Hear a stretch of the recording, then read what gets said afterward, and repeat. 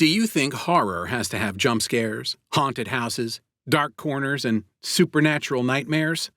Think again. Today on Like Horror, we are uncovering 5 horror movies that are not horror movies, but totally are. These movies left audiences chilled to the bone due to their unsettling narratives, and were able to instill fear without the need for cheap jump scares. So sit back, relax, and get ready, as you might have some movies to add to your watch list. Let's begin.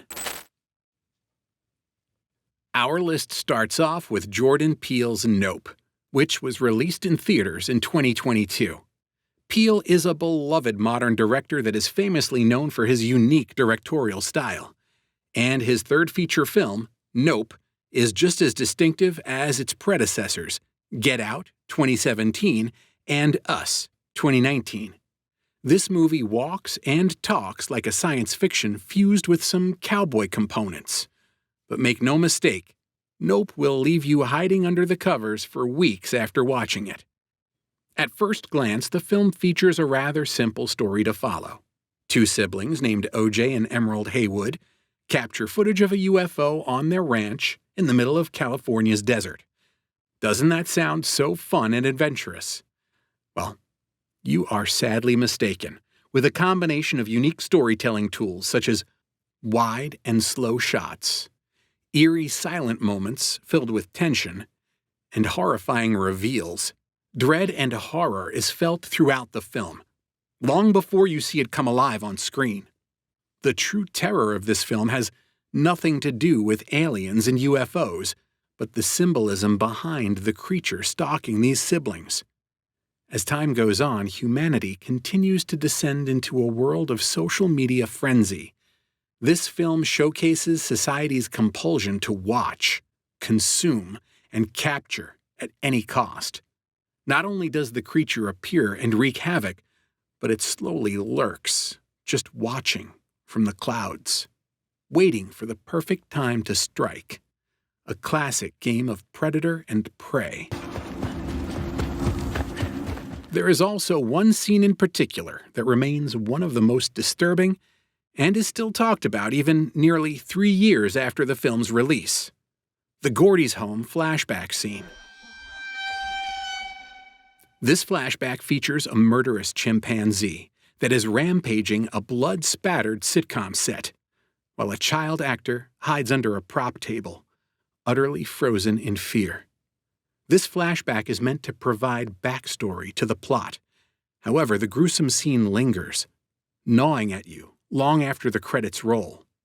This film does not solely rely on the horror label, but Peele knows exactly how to keep audiences trembling and on the edge of their seats.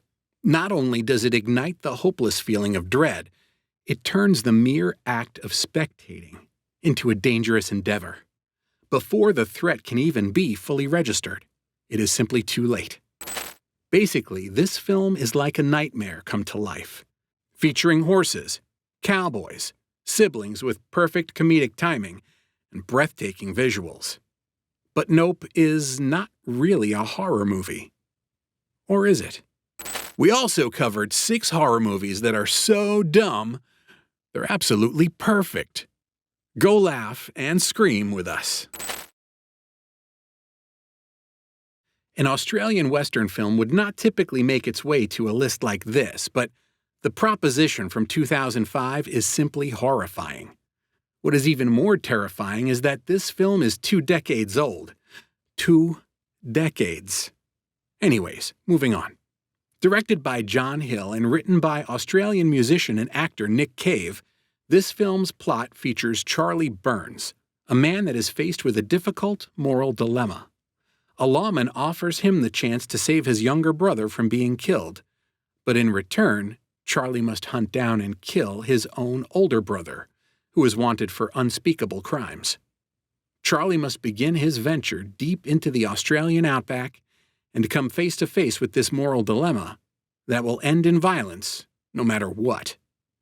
This film proves that horror does not merely exist in the presence of haunted houses, supernatural beings, and ghosts. This film explores dark and genuinely terrifying sides of humanity, The proposition drops us into a world that feels cursed and void of safe spaces. As the sun scorches and the flies swarm, every scene and frame feels like it is rotting at the edges. The proposition is most definitely not your typical Western film. The plot sets up for a slow and methodical story to be played out on screen that is purely drenched in dread. By the end of the film, Charlie shoots his brother point blank, saying afterward, "No more," finally putting an end to the violence once and for all. Even after the film is over, it leaves with a deeply unsettling feeling, and scenes will linger with you. Furthermore, the film's haunting musical score was developed by Nick Cave and Warren Ellis and creates a chilling atmosphere. So yeah, the proposition haunts you, unsettles you, and lingers with you. This film is a brutal reminder that true horror can be found in the choices some human beings make, and the ghosts that they carry. Support the channel by liking and subscribing. It helps more than you think. Moving on, we have 2011's Black Swan, which is a beloved film with 98 awards and 279 nominations within the film industry. Who would think that a movie about ballerinas would be so horrifying? You are about to be on a roller coaster with this movie. Starring Natalie Portman, Darren Aronofsky's psychological thriller may not wear the horror label, but do not be mistaken. This film is a waking nightmare perfectly wrapped in feathers. Protagonist, Nina, is a beautiful ballerina with perfectionist tendencies. Nina is, in simple terms, completely spiraling, as she prepares to embody the black and white swans in the iconic ballet Swan Lake. The closer Nina gets to performing this role, the more it seems that the reality surrounding her is beginning to crumble and completely fall apart. This is fine. We watch as this character loses control mentally, emotionally, and physically. Nina's desperation to perform perfectly depicts not only her ambition, but the horror that can come with immense pressure and expectations. She is essentially transforming into something horrifying in the pursuit of perfection. The way Aronofsky directed the film makes it difficult for audiences to truly differentiate at times what is truly rooted in reality and what is going on in Nina's head. The tight camera shots, the sharp sounds, and the dimly lit scenes create the perfect atmosphere to keep you guessing, with your heart rate elevated. The unease keeps building up and creeping in as the film continues. Natalie Portman's performance in this film, depicting a young ballerina's spiral into madness, is absolutely haunting and brilliant. By the time Nina reaches her long-awaited performance, she is not just dancing, but she is transforming. Her body, her mind, and her identity are completely consumed. The final shot of the film, and Nina whispering, What? pure horror. This movie does not have the kind of scares that jump at you, but there are moments that simply mess with your mind, unsettle you, and make you question everything, including how far humans can be pushed in the pursuit of perfection. Black Swan did not need ghosts or gore to terrify audiences, as it holds a mirror to many people's deepest fear: failure. The next film on our list is Split, released in 2016 and directed by M. Night Shyamalan, known for his supernatural contemporary plots. Starring Anya Taylor-Joy, this film takes you on a ride for 120 minutes straight. People were quick to group this film into the thriller genre. However, it is textbook horror in disguise. Split follows the story of a man named Kevin who has dissociative identity disorder, DID, and 23 distinct personalities, one of which is known only as the Beast. The film begins at the end of a birthday party where we are introduced to Casey, Anya Taylor-Joy, the birthday girl, Claire, Haley Lou Richardson, and Marcia, Jessica Sula. They are leaving the party, and Claire's father is putting things away in the trunk as the three teenage girls sit and wait for him in the car. This is when Kevin approaches the father, but we do not see his face as we are witnessing his point of view. He somehow subdues the father, but this is not shown on screen. Then Kevin enters the car calmly. His face is finally revealed to the audience, and the girls take notice that something is very wrong. Kevin then places a mask over his face and sprays a substance at the girls, knocking them unconscious. When three teenage girls are kidnapped in broad daylight, the tone is evident. We are not in psychological drama territory. We are in a full-blown horror film. The film's premise is not the only thing that makes it so terrifying. It is also the unpredictability. James McAvoy's chilling performance is widely praised for his ability to seamlessly transition between multiple personalities. He effectively portrays key distinct personalities including Dennis, Patricia, Hedwig, and the Beast. McAvoy's subtle changes in body language and mannerisms are particularly effective in conveying the various personalities. The theme of hopelessness is felt eerily throughout the film. As the girls are trapped, there is truly no clear way out, and they continue to meet the different personalities as the film progresses. Furthermore, Kevin is not the kind of antagonist you can reason with, as you never know who you might be talking to. Every single scene holds tension in its own right, with twists and turns waiting around every corner. When we reach the ending, the Beast is fully unleashed. The film takes an unexpected supernatural turn, which is explored further in the film's sequel, Glass, released in 2019. Although many like to call this film a thriller, at its core it screams horror. It should be noted this film has been criticized for its inaccurate portrayal of DID. Healthline reported in 2017 that Elizabeth Howell, a psychotherapist from New York, said the film raises the potential for dangerous attitudes to emerge and for people with the illness to be damaged. It is a disservice, Howell said. This is a common plot device. The serial murderer turns out to have DID. Why not have the plot be about a sociopath like Ted Bundy? Much more plausible. Healthline, 2017.